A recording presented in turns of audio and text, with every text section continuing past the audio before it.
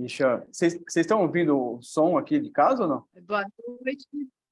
Está entrando o som aqui? Espera aí, deixa eu fechar. Que som? Não é que eu estou ouvindo música.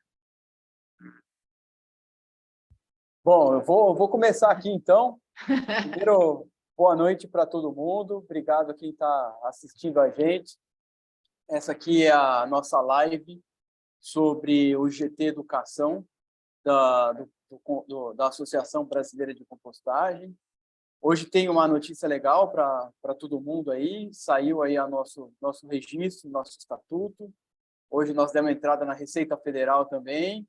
Estamos aí já nos finalmente aí para ter o nosso CNPJ, está formalmente, né, perante todos os órgãos competentes aí formalizados. Então, hoje nós vamos falar um pouquinho sobre educação na compostagem. Para isso, nós temos aqui a Vivi, né, o Guilherme, nós temos o Marcos, a Terezinha. Então, eu vou deixar aí com a Vivi para fazer a moderação. E vamos que vamos, Vivi.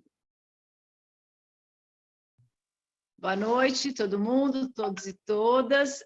Primeiro, eu vou pedir desculpas, porque como eu estou aqui na roça, pode ser que a minha conexão fique ruim, mas, de qualquer forma, o GT está aqui, a Terezinha já assumiu qualquer coisa que acontecer, se eu cair ou se eu ficar congelada, ela assume aqui a moderação. Então, quero dar boa noite para todo mundo. O GT Educação, ele começou a trabalhar faz pouco tempo, mas a gente está bem animado, né? Temos atualmente no GT Educação a Terezinha, que é da Chapada dos Guimarães, a gestora. A gente tem o Tiago Kakuro, que começou com a gente, está à frente de outros GTs, mas ele também dá uma força. O Vitor Argentino, que é um gestor aqui do Instituto Polis de São Paulo. Eu, que sou da IB Terra Viva, aqui na capital, também de São Paulo. O Daniel, que é da Composta Búzios, né, no Rio. E já temos 2 novos integrantes, o Felipe de Jacareí, da Metamorfoses Transformando, e o Peterson, que está em Cumuruxatiba. Então, vocês veem que é um GT bastante diversificado, né? Bem interessante, com pessoas de vários locais aí do país.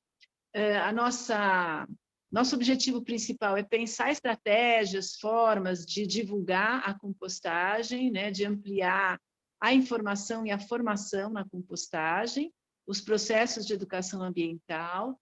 A gente pensa que, como diz o Guilherme Fields, vou parafrasear aí você, Guilherme, essa é uma missão, né, dos composteiros, porque a gente está fazendo compostagem porque a gente acredita que isso é uma coisa importante para o planeta, para o meio ambiente, e também a gente quer fazer educação para ampliar o nosso público, ampliar os nossos clientes, para que o setor cresça, para que as nossas empresas cresçam, né, para que a gente faça isso, que é o objetivo maior da própria associação. Pensamos que é muito importante trabalharmos com 4 públicos: comunidade em geral, escolas, gestores, porque precisamos de políticas públicas, né? E os próprios composteiros, que estão sempre demandando e necessitando aprofundamento, melhoria das suas tecnologias, troca de informação. Então, a gente acha que temos que pensar nesses 4 eixos. Para isso, o GT Educação já começou passou um formulário, né? A gente fez um formulário perguntando as demandas, os interesses dos composteiros. Em breve a gente vai lançar um relatório sobre isso. E para essa live de hoje a gente convidou 2 amigos aí da compostagem, né? O Marcos e o Guilherme. São 2 pessoas que estão há bastante tempo, que já trabalham com educação ambiental de muitas formas, com lives, com recepção de estudantes, com compostagem na prática. Então, vou passar a bola para eles. Eu gostaria que eles se apresentassem, né? Melhor do que eu sou capaz de fazer. E aí a gente começa, e eles falam um pouco, depois a gente abre para as conversas, para o bate-papo. Tá bom? Bem-vindos todos. Quem quer começar? Guilherme? Posso começar. O pessoal já me conhece, sou Guilherme, da empresa OrganoKits.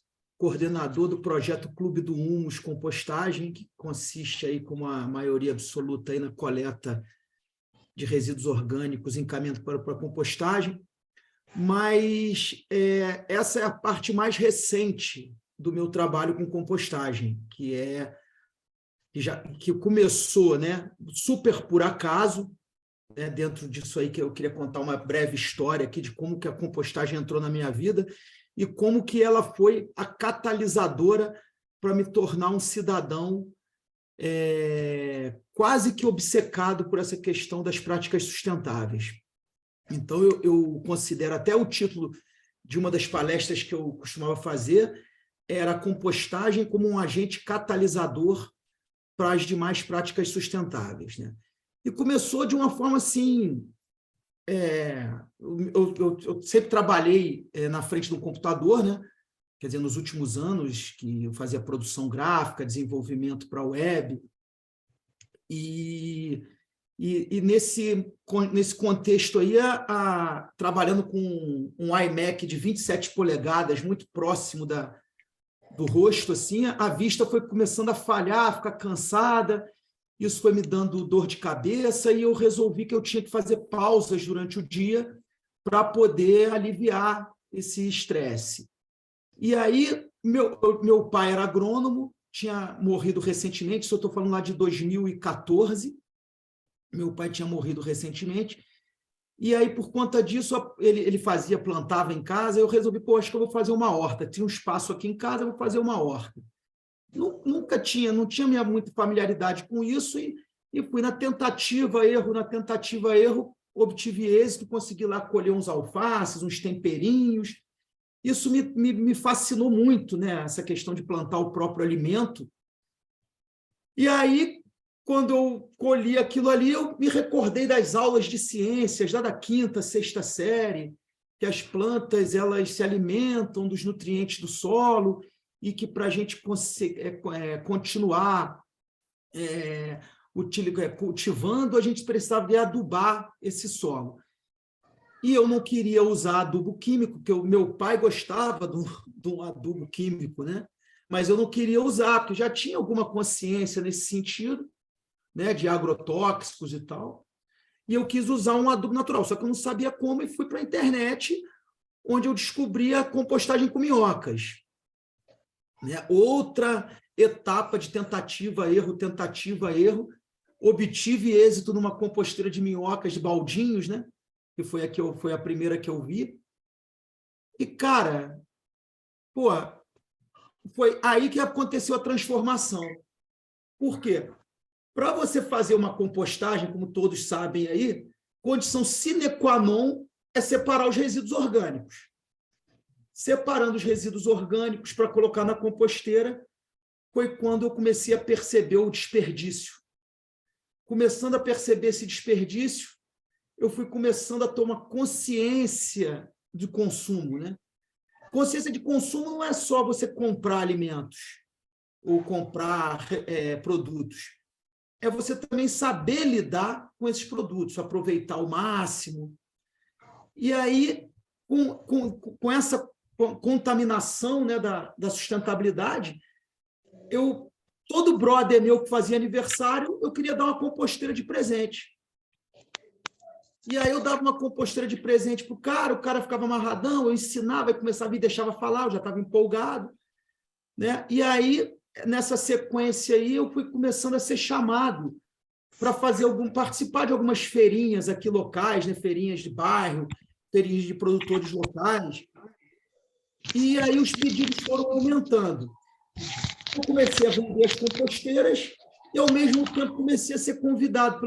O primeiro que me convidou foi o Rotary Club. O Rotary Club me convidou para ir nas escolas, para falar um pouco de compostagem.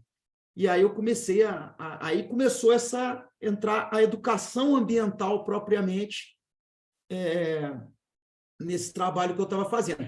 Mas até então, isso aí era meio que um hobby, né? Eu tinha o meu trabalho e tal, fazia o meu trabalho para pagar as contas, enfim. E aí, nesse meio tempo, aí quando foi lá por volta de 2017, que eu comecei a perceber que algumas pessoas que tinham pego as composteiras comigo, elas, por algum motivo, falta de tempo, disciplina, o que for, começaram a desistir. E aí tem aquelas conspirações do universo, né?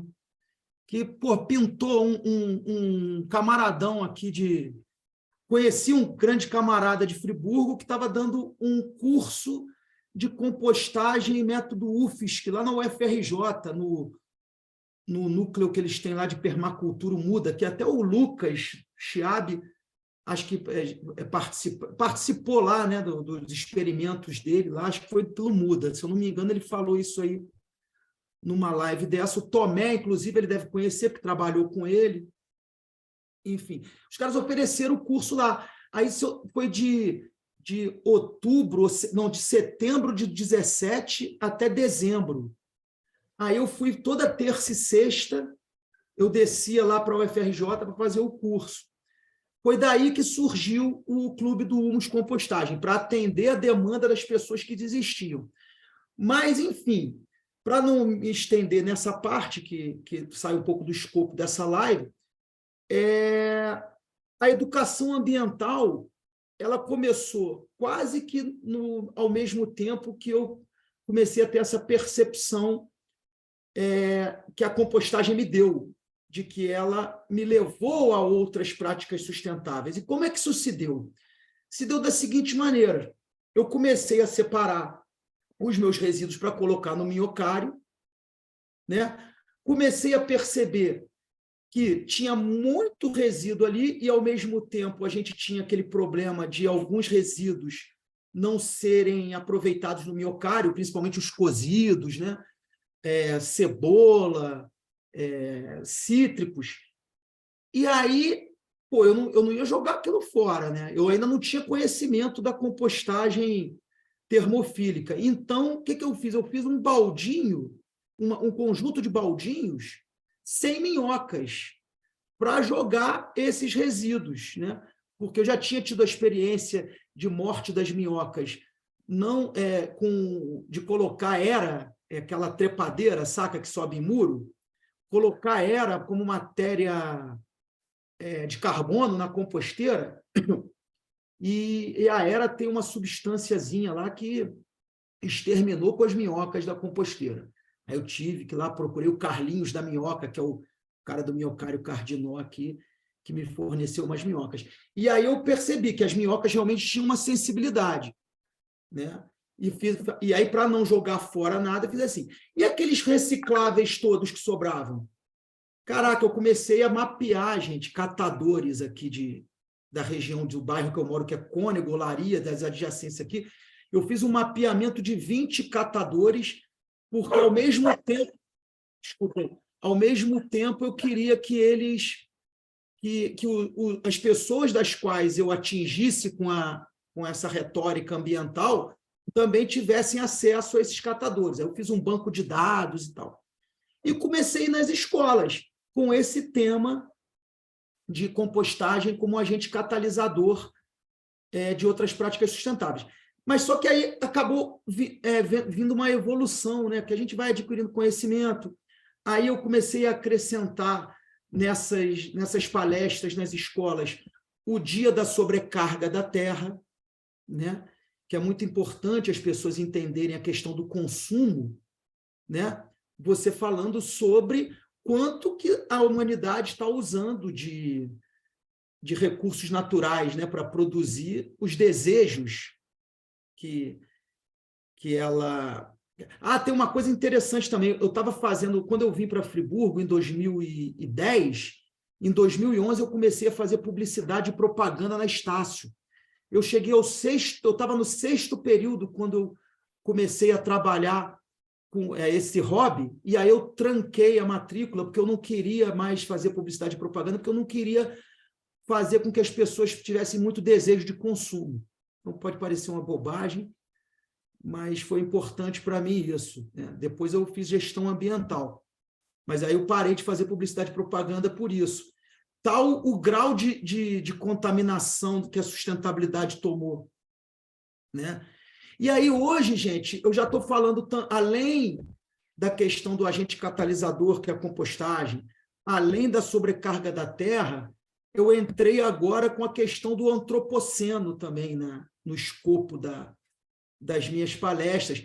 Lógico que isso tem que ser tratado de acordo com a idade de quem você está falando. Por exemplo, na semana da compostagem agora desse ano de 2022, eu falei do prézinho até o ensino médio. Então, no prézinho, a gente consegue falar sobre a compostagem, são fascinados com a minhoca, a gente mostra aquele aquário educativo. Já no ensino médio, olha que interessante, já entrei com a questão da profissão, né? A questão que eu tenho escutado muito de acadêmicos, de pessoas que eu tenho me relaciono, que a área de TI, que já é consolidada como uma grande oferta de empregos, mas essa área de sustentabilidade vem forte aí também. Então, biólogos, geógrafos, geólogos, engenheiros ambientais, técnicos de gestão ambiental, toda essa área também pode vir a ser contemplada com bons salários e bons empregos no futuro próximo. E essa galera do ensino médio está muito perdida. Eu não sei se vocês concordam comigo, eu fiz contabilidade lá, a primeira faculdade que eu comecei a fazer foi contabilidade, porque eu estava no segundo grau perdido, pintou a oportunidade de fazer um segundo grau técnico em contabilidade, acabei indo para a faculdade de contabilidade. Né? De 92 a 96 eu fiz contabilidade. Cheguei a trabalhar em trainee de auditoria, para vocês terem uma ideia, lá em 94, 95. Né? Depois eu entrei para o ramo gráfico, aí fiquei quase 20 anos trabalhando no ramo gráfico, né? Até culminando com a questão da produção gráfica e do desenvolvimento para a web. Mas esses jovens, por decidir, você é um jovem, decidir o que você vai fazer com 17 anos para o resto da vida, é uma parada que dá uma pirada na galera, porque eles acham que é para o resto da vida. Eu não, pô, eu fiz contabilidade, trabalhei com gráfica e hoje com publicidade, né? Comecei a fazer publicidade e acabei gestor ambiental. Então, você vê o que na minha vida passou. Mas eles ficam perdidos. Então, a gente dá também nessa área de educação ambiental, indo nas escolas, no ensino médio, falar sobre profissões que podem ser promissoras, né? Que eu acredito mesmo nisso. Estou falando, não é especulação, não. Eu acredito mesmo que vai explodir brevemente essa nossa... Agora já está se falando do pagamento por serviços ambientais, né? Enfim, eu não sei quanto tempo eu gastei aí, não sei se eu já passei do tempo, Vivi. Eu acho que a gente pode deixar o resto para as perguntas. Eu acho que é super interessante algumas coisas que você falou, por exemplo, a sair da compostagem e poder crescer essa questão da educação ambiental para outros temas, né? Acho que isso é bem legal, o quanto a educação ambiental, na compostagem ou por meio da compostagem, ela pode trabalhar qualquer tema. E isso, fazer projetos interdisciplinares, acho que isso é muito legal. E a outra coisa bacana que você falou foi como isso transformou sua própria vida. Então, acho que isso também é uma coisa para ser explorada, né? A gente poder conectar a educação para não ficar uma informação vazia, para ela ser algo que realmente faz um efeito na vida das pessoas, de verdade, né? Acho que agora a gente podia passar para o Marcos, um pouquinho aí do Composta Rua, e depois a gente continua o bate-papo aí com as perguntas e com os comentários dos composteiros. Pode ser? Obrigada, viu? Obrigada, Fields. Saudações sustentáveis. Saudações. Aí, boa noite, gente. Então, sou o Marcos Negri do Composta Rua. É um prazer estar aí falando, né, para esse grupo. Eu adoro me comunicar com as pessoas, debater assuntos. Quem me conhece sabe que eu sou um construtor conjunto da realidade, né? Então, acho muito legal quando o Fields traz essa perspectiva da compostagem como algo catalisador no processo dele de conhecimento sobre a sustentabilidade, né? Porque, para mim, a compostagem também entra como aspecto primordial, né, quando eu entendi o que era a compostagem, eu falei, opa, antes, né, para já entrar no tema do GT Educação, eu fui chamado a dar aulas de educação ambiental em escolas, através do processo de hortas escolares, né? E era no contraturno das turmas que eu ia atender. Então, eu já começo pelo lado da educação ambiental, né? Eu primeiro fui para a educação ambiental e depois isso tudo foi realmente desenvolvendo algo que fez sentido na minha perspectiva como historiador, que é a minha formação. Falei, opa, aqui nós temos um ponto onde realmente dá para ser abrangente, né, com a questão de como eu vou visualizar o mundo, né, na grande figura, né? E a compostagem ela vem justamente como o primórdio, né? Você quer fazer uma horta? Beleza. Então, antes de tudo, vamos aprender a compostar, porque aí todas as folhinhas que vão sobrando da sua horta, tudo aquilo que você não usa ou que eventualmente, né, não está com aquele aspecto que você gosta, vamos aprender a compostar, porque a compostagem vai tirar o adubo da sua horta e aí você faz toda a conexão de pertencimento, né? Não tem nada que vai para fora, né? Está tudo dentro do planeta Terra, né? Essa é a perspectiva que a gente traz. Então, é primordial e vem justamente por quê? Porque a compostagem te mostra que 50% do que você produz em casa, que você colocaria fora da sua casa, do seu cuidado, é justamente um recurso que você está desperdiçando, né? Então, isso pode virar adubo para você. E aí, beleza, aí vamos entender, tocar na terra, tocar no resíduo, tocar na terra, vamos lá plantar o nosso alfacezinho, a berinjela, a beterraba, as coisas germinam e o processo da vida é identificado ali, na própria composteira, né? Tudo aquilo que germina na composteira, você diz, opa, vou escolher, esse aqui vai para a terra ou vai ficar aqui na compostagem, eu vou misturar isso aqui, vou perder essa semente que germinou, né? Então, a escolha da vida, ela é colocada ali diante de você a cada dia que você abre a composteira, né? Seja ela leira estática ou a vermicompostagem, ela vai te dando insights de que a vida está acontecendo ali e você está promovendo ela, né? Então, acho que é muito legal a gente também sempre bater no ponto da separação dos resíduos na fonte. Nunca é demais a gente falar sobre isso, né? Porque todos os lugares que você chega para falar sobre compostagem, a primeira situação que diz, mas é tudo lixo. Opa, né? A folha é lixo. Eu digo, opa, vamos lá, vamos separando, entendendo que as coisas existem, uma função para elas, a gente já começa realmente a colocar elas no devido lugar. E colocar os resíduos no devido lugar é o que vai gerar uma compostagem de qualidade, que vai ser a terra de qualidade, que vai ser o lugar onde a gente vive de qualidade, com alimento são, né? Porque o que mais a gente está precisando é entender o contexto das coisas. A gente está tão descontextualizado da natureza que a gente não sabe mais por o que é compostagem. Nem sei, é aquela coisa para, né? A gente daí vai escutando aqueles chutes da galera. Isso tem a ver com adubo. Isso tem a ver com esterco. Então a galera vai trazendo perspectivas que realmente existe um ponto de conexão com isso, mas não é bem isso. E a gente vai amadurecendo essa ideia em conjunto. E a pessoa ela vai absorver aquilo, vai saber aquilo de cor, né, de coração, que é o que a gente procura dentro da educação ambiental fazer, em que as pessoas cada vez mais sejam sensibilizadas, né, a partir do momento em que ela executa algo, né, que ela entende o processo realmente, não que é alguém dizendo como fazer, né, escrevendo passo a passo, né, ela fazendo, opa, e agora? Está com muita água, o que eu faço? Está com pouca água, o que eu faço?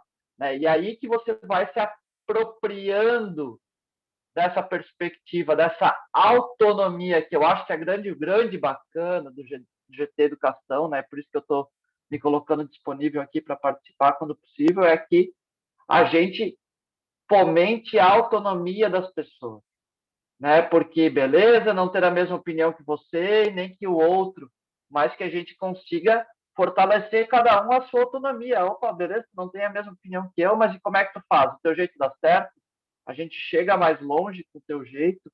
Pô, que bom, assim eu vou aprender. Para mim não serve, mas eu vou aprender uma perspectiva nova, e eu acho que a gente está na Terra, no mundo, né? Estamos vivos aqui para isso, né? Para aprender situações novas e maneiras de reinterpretar a realidade para que ela tenha um progresso, né? A gente precisa realmente que as coisas evoluam, né? Então eu vou trazer também, então lá desde 2010, nessas oficinas de educação ambiental, onde a gente tinha aí, era um grupo com 15 pessoas, a gente atendia 5 escolas e a gente fazia, né, instalava composteiras em todas as escolas, e isso servia para que as pessoas também, os professores se conectassem ao tema, né, a coordenação da escola.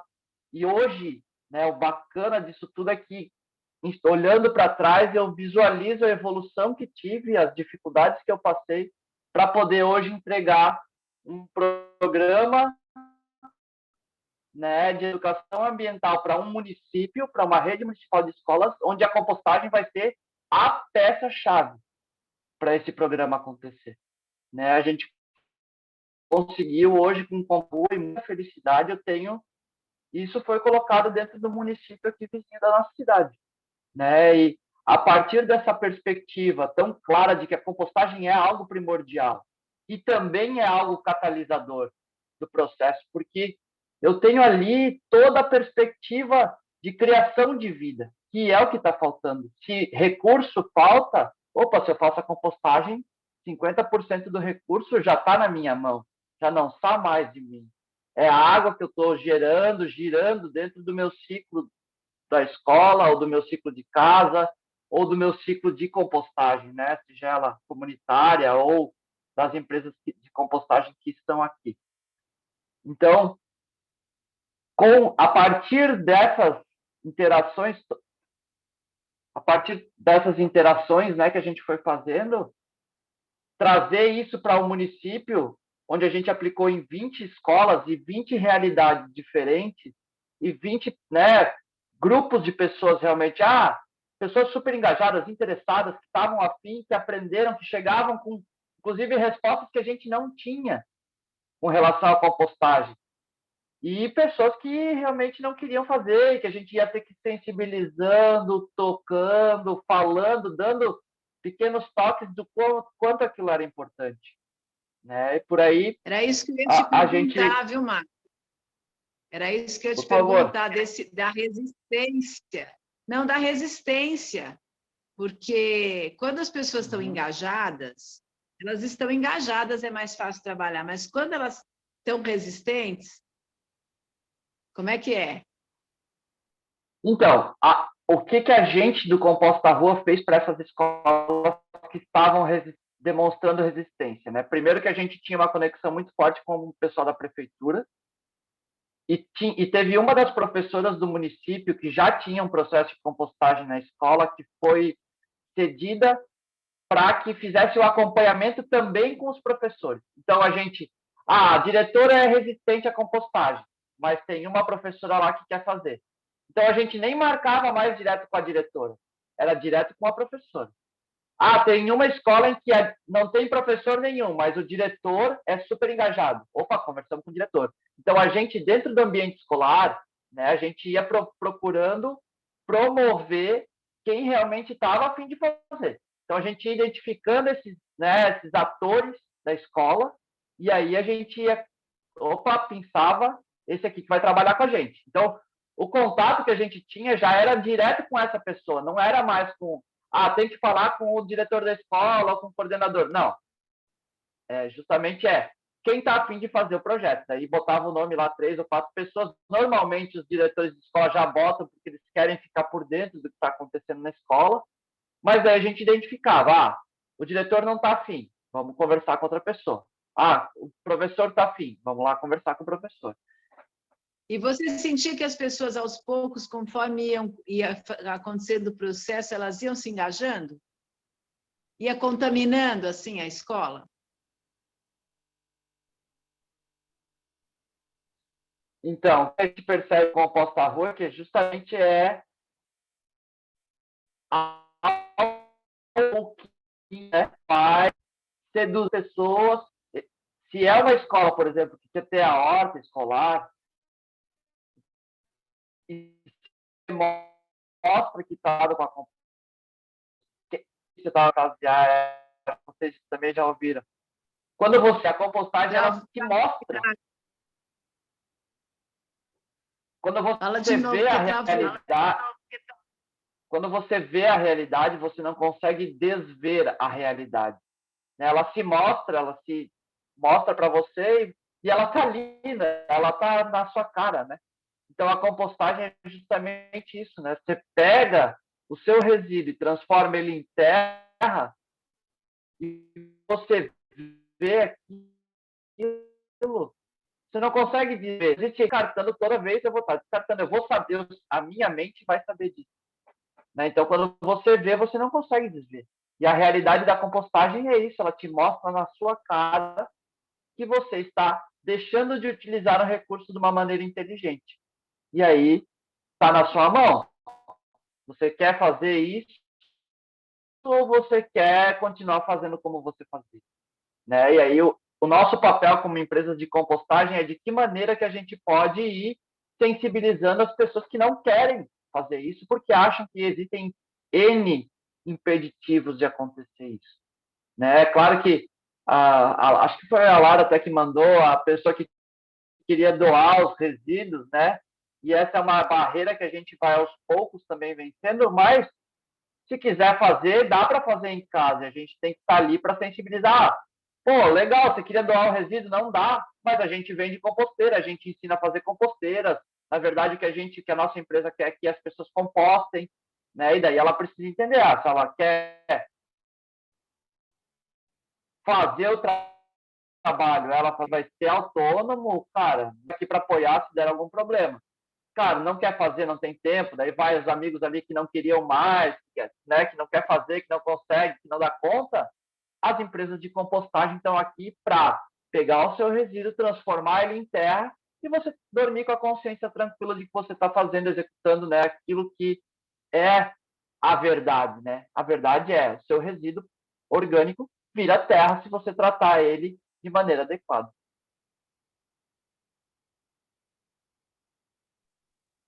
Muito bom. E você, Fields, você encontrou muita resistência nos seus processos?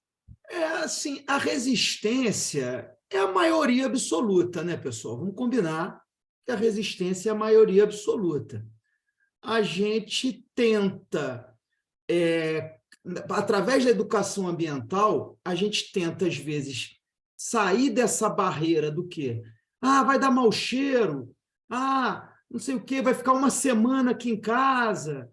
Eu já tive, por exemplo, uma pessoa que se associou ao clube e na semana seguinte ela desistiu porque o cachorro dela estava abrindo o baldinho. Quer dizer, ela podia botar o baldinho no lugar mais alto, que era um Yorkshire, que até eu conheço, a Denise, até eu conheço. Enfim, então as pessoas, qualquer percalço, obstáculo que ela atravessar, vai ser complicado. Por isso que a gente faz N orientações. Por exemplo, eu coletei hoje, vou voltar daqui a uma semana. Se você fez um peixe, pega, congela, bota no baldinho no dia. Tem uma série de orientações que a gente faz. Mas a resistência você vai vencer primeiro com a educação ambiental. Por quê? Porque a gente falando com as crianças e com os jovens, esses jovens, e as crianças e jovens, eles podem patrulhar em casa e convencer os pais a se associar. Isso é um método. Então, você, através da educação ambiental, você pode também criar novos clientes, vamos dizer assim. Com os jovens, a gente fazer visita de campo, fazer trabalho. Por isso que, assim, a minha meta agora, em educação ambiental, eu estou até captando aí, acho que eu já comentei com a galera da associação sobre os órgãos públicos que trabalham com TACs, que são termos de ajustamento de conduta.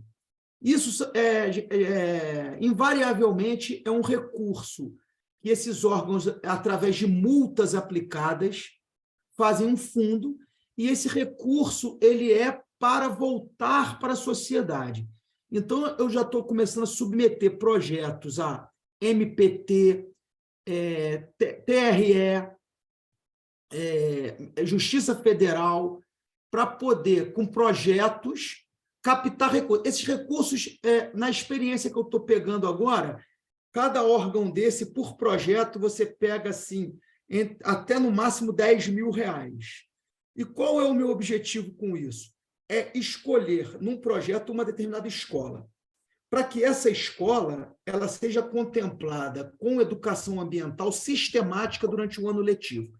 Então, qual é a minha ideia? Com esse recurso, que é orçamento de custeio, tá?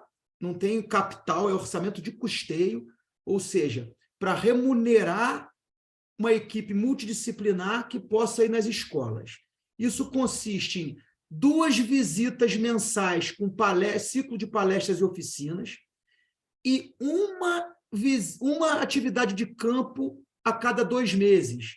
E aí a gente tem aqui o Viveiro da Mata Atlântica, a gente tem o pátio de compostagem do Clube do Humus, a gente tem o Núcleo de Educação Ambiental do Espaço ARP, a gente tem uma RPPN, que é a Reserva Kaiowá, porque tem uma menina aqui, uma engenheira ambiental, e ela está focada com essa questão de Mata Atlântica, e tem um passeio de reconhecimento botânico fantástico. Até eu quero fazer brevemente esse passeio.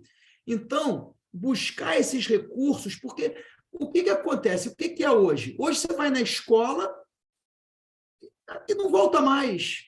Então, o assunto se perde. A gente pode, de repente, colocar uma composteira na escola, fazer dentro das atividades um monitoramento, lógico, uma coisa pequena, mas se tiver mais recurso, pode fazer, quem sabe, até a compostagem da merenda, mas aí coisas que vão se ajustando. Mas a ideia é que, durante o ano letivo, aconteçam visitas sistemáticas para o assunto não morrer, para o assunto ficar ali permeando o imaginário de docentes, alunos, equipe de funcionários, enfim. E aí, esse é o esquema. Então, eu recomendo a vocês buscarem nas cidades de vocês esses recursos, porque eles estão ali e eles vão ficando lá, vai ficando e tal, e você pode escrever mais de um projeto, não um projeto, você pode escrever um projeto. Por exemplo, tem um outro que eu acho muito interessante, que é um que eu chamo de formalizar para cooperativar. É pegar catadores, fazer numa comunidade criar um ecoponto, onde esses catadores vão ter disponibilidade de pegar ali o que interessam a eles. Nesse meio tempo, a gente consegue transformá-los em MEI, para eles pagarem um DAS, que no primeiro ano o município paga metade e ele paga a outra metade. Isso, com 20 catadores, daria uma despesa de R$800 por mês para o município, para contemplar durante um ano o DAS. O cara vai se formalizar para poder pagar lá o INSS dele, enfim. E aí, num outro passo, uma parceria com o Sebrae para tentar fazer com que essas pessoas consigam se cooperativar e introduzir dentro do município também uma cooperativa. Parece um devaneio utópico aqui, mas eu acho bem possível, com o engajamento de mais pessoas, e esses órgãos, tanto a sociedade civil, né, que a gente tem aqui o nosso GT de resíduos sólidos, quanto o Sebrae, estão bem predispostos a trabalhar nisso. Falta só a prefeitura fechar conosco, que aí esse é o gargalo. Mas, enfim, é um projeto que pode ser arrecadado recurso. Muito bom. O Felipe fez uma pergunta, não sei se Terezinha respondeu ao Felipe, se o TAC é via ministério? Não respondi, não.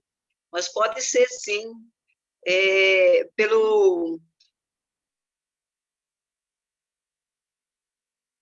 Ixi, travou. Eles financiam esses projetos, né? Porque o Felipe perguntou, viu, Guilherme, se era via ministério ou se ele era aquela... como uma compensação, ao invés da pessoa dar uma cesta básica, sei lá, alguma coisa assim, se ela pagaria através desse programa. É uma compensação ambiental? Como é que funciona isso? Existe, por exemplo... Ou é da prefeitura, municipal? Quando você fala de compensação e tal, você fala muito de secretaria, né? De secretário de meio ambiente, onde você, para ter licenciamento de uma obra, você vai ter que desmatar alguma coisa. Até lá no meu pátio de compostagem, como funciona dentro do Horto Municipal de Nova Friburgo, a gente volta e meia recebe lá, eu vejo entrando os caras lá com a caminhonete cheio de muda de nativas para um viveiro que tem lá. Mas esse TAC, ele é dos órgãos. Por exemplo, o Ministério Público do Trabalho tem um TAC. O Tribunal Regional Eleitoral tem um TAC. Vamos lá. A Justiça Federal tem um TAC. Porque o TAC, esse recurso do TAC, é um recurso proveniente de multas. Né? E aí esse recurso... São multas, entendi. Esse recurso, esses órgãos, eles fazem com que ele volte como um benefício para a sociedade. E aí você submete o projeto. O projeto pode ser aprovado ou não. Você submete o projeto. Daí você precisa pegar a experiência de saber escrever um projeto. Mas isso aí também tem orientações no próprio site, no próprio link do MPT, por exemplo. Depois eu vou tentar submeter para vocês o formulário deles, para vocês terem uma ideia como é que é. Só não sei se pode, eu vou tentar... Agora, você falou uma coisa super legal, Guilherme, que é a insistência, né? É colocar esse tema na pauta das escolas, por exemplo, ou e da sociedade em geral. Quer dizer, como tema do meio ambiente, ele está muito falado na mídia, mas eu acho que ele está só na cabeça. Para mim, essa é a grande questão, né? Não sei nem se para a maioria está na cabeça, para alguns nem existe. Mas para muitas pessoas é um discurso e não é uma prática, né? Então, insistir nisso e transformar isso numa prática de fato, né? Como o Marcos estava falando, a pessoa percebe que isso faz parte da vida dela, desse ecossistema, está vinculado a outras questões, né, que vocês estavam falando, eu acho que ele é bem transformador. Assim, a questão da pessoa poder experimentar, né, ela poder vivenciar, ela poder experimentar, e que isso seja repetido, e que isso seja uma coisa sistemática. Felipe, quem está falando? Tomita? Tomita, abre sua câmera, fala aí, já vamos começar o nosso bate-papo.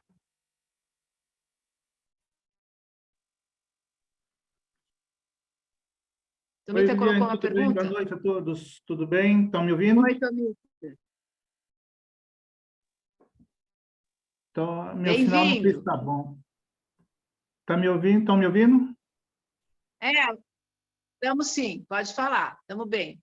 Não, na verdade, nem quis cortar o assunto, porque como o Felipe fez uma pergunta sobre o uso de fundo ambiental, né, eu estava respondendo direcionado a pergunta dele pelo chat. Acho que já acabei cortando, então deixa eu pegar uma carona da pergunta do Felipe, porque, assim, conforme o Guilherme explicou, existem uma diversidade de termos de ajuste de conduta, dependendo dos acordos que existem em diversos níveis, municipal, estadual e federal. E são fundos que cada setor tem disponível e você pode conseguir, como o Guilherme falou, mas a minha experiência é com fundo ambiental, conforme o Felipe perguntou.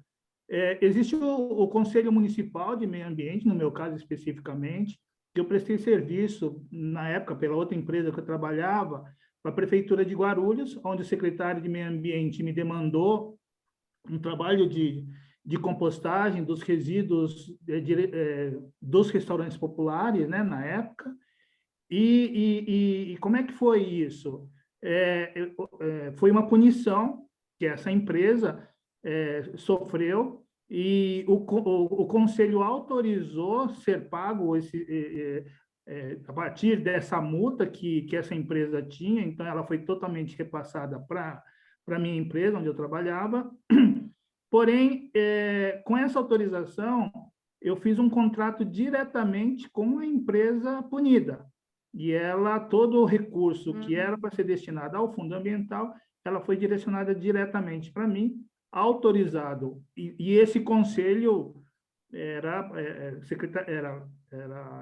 presidida pelo secretário de Meio Ambiente municipal, e participava a CETESB, participava ONGs da iniciativa privada, empresa da iniciativa privada, quer dizer, eram mais de 40 pessoas nesse grupo, né? E eu fui remunerado, né, por esse meio, mas foi a partir de um conselho municipal.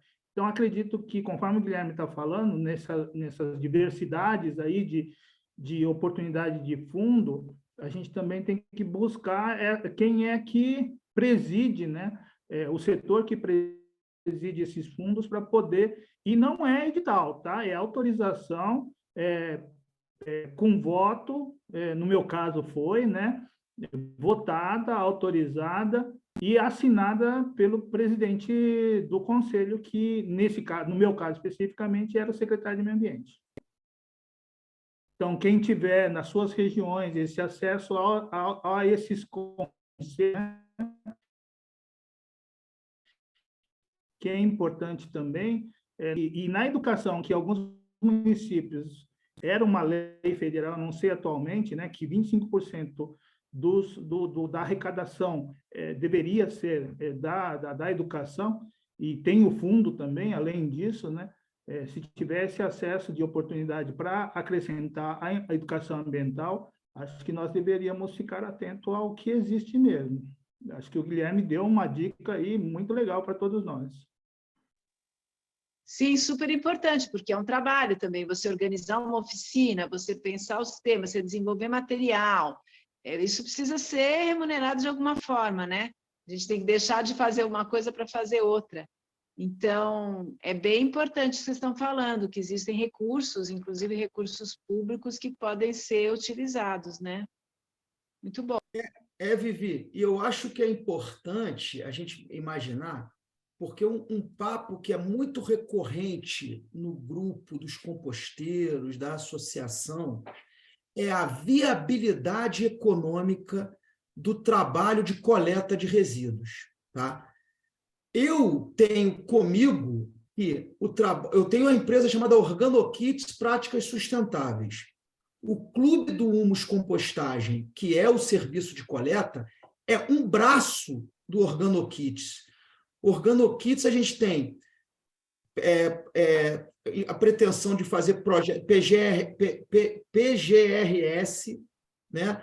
Educação ambiental, né? Enfim, tem outros leques de atuação que a gente pode somar às nossas empresas que não restrinja apenas ao coleta e compostagem e tal, entendeu?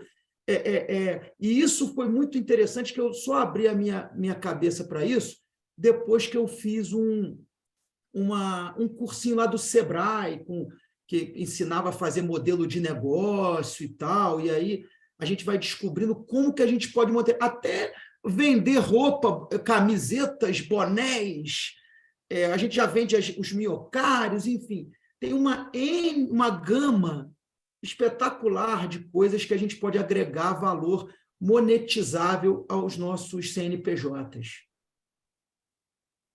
Com certeza. Por exemplo, quando a gente foi fazer a modelagem de negócios da IB, a gente elaborou 3 programas. Um deles é o Coleta Composta, que é coletar e compostar.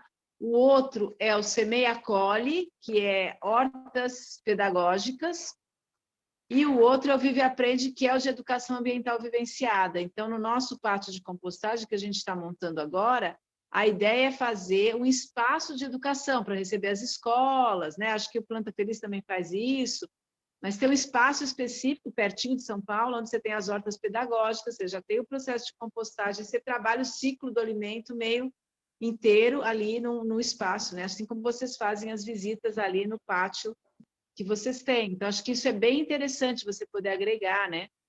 Os vários projetos, porque realmente só coleta e compostagem é um trabalho que exige muita escala, e se a gente não forma um público, né, a gente fica com limite, quer dizer, a gente fala para os convertidos. A questão é como ultrapassar a bolha dos convertidos, né? Nossa, Felipe, o que aconteceu que você escreveu aí? Um monte de números. erro nosso aqui. Eu acho que essa perspectiva da gente realmente extravasar o ponto de vista da só coleta é fundamental para as empresas de compostagem, né? Enquanto a gente não conseguir perceber que a coleta e destinação adequada é um modelo de negócio, apenas, né, um braço, vamos dizer aqui, né, é apenas um braço. Acho que as empresas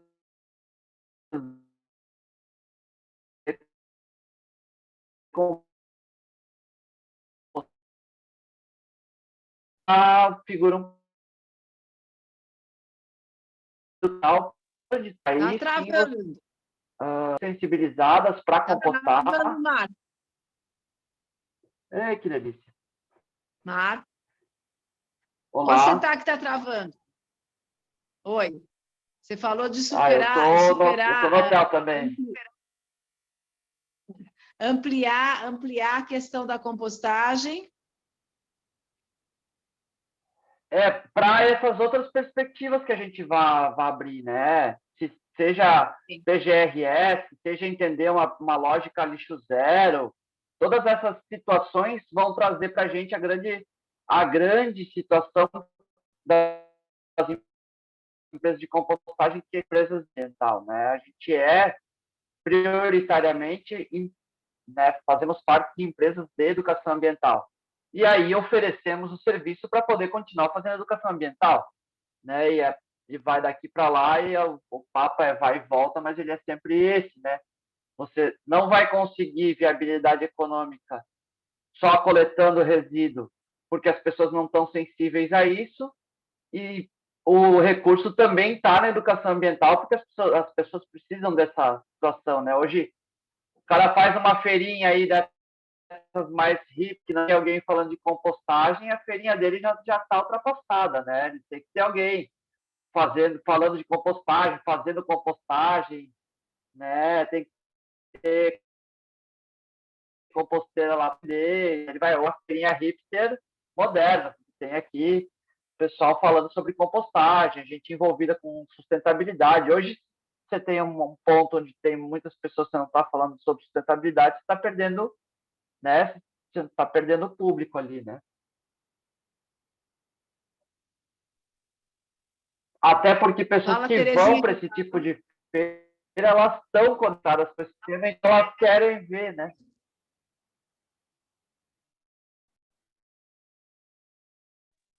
Uma das coisas que a gente estava conversando no GT, eu estou vendo a Terezinha aqui, estou lembrando, que é a questão ainda de sensibilizar muitos gestores, né? Como a questão ambiental, e que pode ser baseada na compostagem no ciclo dos alimentos, ela precisava ser uma política pública, né? A questão da educação ambiental tem que ser uma política pública. Ela está prevista na LDB, na Lei de Diretrizes e Bases da Educação, como um dos temas transversais, né? Ela deveria estar dentro dos currículos das escolas, e a gente precisaria mobilizar o poder público e gestores para que pudessem realmente chamar a gente, né? Ou chamar as pessoas, ou implementar de alguma maneira os projetos de educação ambiental a nível municipal, né? Estadual, federal, etc. Acho que isso é uma coisa super importante, que também talvez seja uma das funções da associação, né? Que a gente espera ter uma associação forte, robusta, que a gente possa fazer representação, inclusive junto ao poder público. Galera, estou aqui participando da live, mas estou invasando aqui umas pompotas que a esposa fez aqui. Mas é verdade, uma coisa que a gente precisa também encarar, porque o que acontece? O poder público paga uma grana, 1/3 do nosso IPTU, geralmente para quê? Para recolher os resíduos. Então, qual é a teoria? Pelo menos no Sudeste. Coloque seus resíduos, que fede, essas coisas tudo, dentro de um saco preto, amarra, põe na porta da sua casa, que passa um caminhão e pega. Só que aqui na minha região, a gente gasta 12 milhões por ano para descartar os resíduos. Ou seja, então, lógico que a gente está começando, Mas a gente tem que começar, isso que o Guilherme falou e outros companheiros aí complementaram, dessas medidas compensatórias, isso é o caminho, o Fundo Municipal de Meio Ambiente, mas nós, o Guilherme já está mais avançado que a gente, você vê, já está com esse GT agora lá em Friburgo, vai estar discutindo sobre o resíduo, ou seja, a gente tem que começar realmente, esse trabalho nosso de colete baldinho é um pouco ideológico. Por quê? Porque o trabalho mesmo é a informação ambiental, é você mostrar à população que assim, a gente gasta um recurso do caramba para enterrar o resíduo orgânico, que é o mais fácil, é a reciclagem mais fácil que tem. Você com o resíduo orgânico que você manda para o aterro sanitário, você está criando uma quantidade imensa de chorume. Então, tem que montar uma estação de tratamento de esgoto para tratar o chorume, enquanto você poderia estar usando esse recurso para estar montando uma estação de tratamento de esgoto sanitário, que não tem, porque nós estamos usando, montando usina para tratar um chorume. Então, assim, realmente, sou muito fã de Guilherme, porque ele é da educação ambiental, da informação. Eu nem gosto da palavra educação ambiental, né? Eu até falei lá no grupo.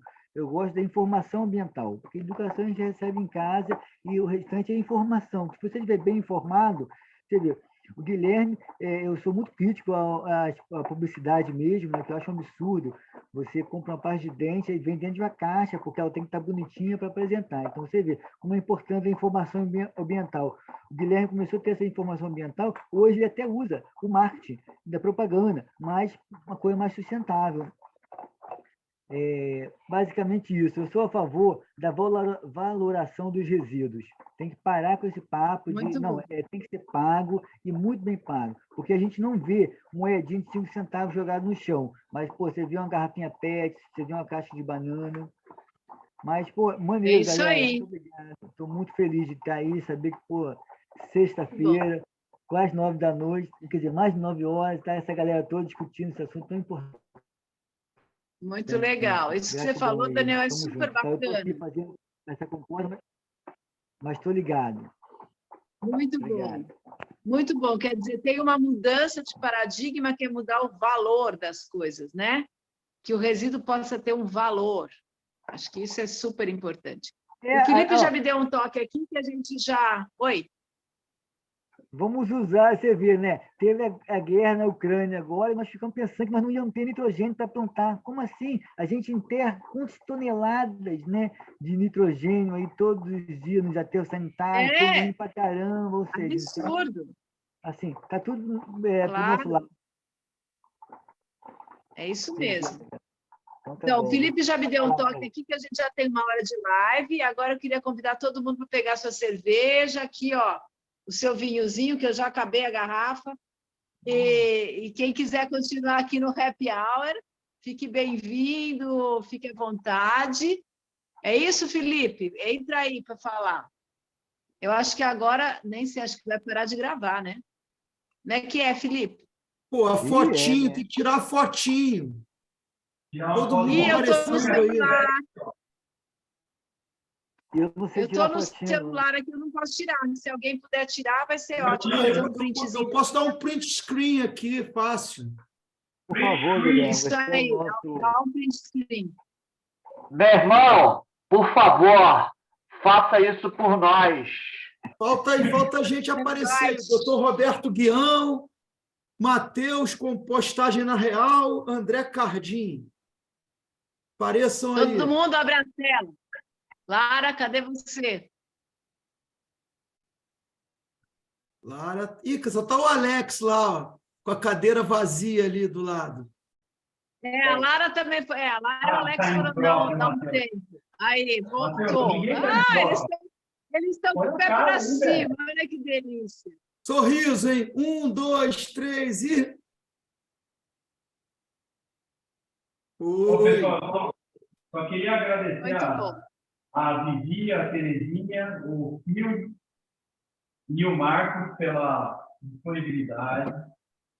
Eu acho que esses momentos aqui eles são importantes para compartilhar essas informações. Eu acho que a gente, né, aqui a gente troca informações, aqui a gente troca experiências, cada um tem aí o seu momento para poder fazer sua reflexão. E agradecer em nome da AB Compostagem, né, para a gente fazer aí o negócio acontecer, agradecer o empenho de todos, agradecer estar todo mundo aí, ao invés de estar com a família, está todo mundo aqui acompanhando uma live, acompanhando aí um tema, né, relacionado ao nosso negócio, né, ampliando aí o nosso horário de trabalho. Tá bom, pessoal? Então, agora eu vou encerrar a gravação aqui e aí a gente continua tomando cerveja para quem já está tomando cerveja, né? Quem tomar um vinhozinho nesse novembro atípico aqui no Sudeste, frio pra caramba. Beleza? É frio pra caramba. Bebendo a cerveja num Cristal Cooperativa Macuco. Cooperativa Macuco. E eu estou tomando um vinho nesse copinho aqui, ó, Fios. Um vinho nesse copinho. Aqui, ó, Esse é Cristal Aviação. Nossa, eu tô achando que muito Legal. frio.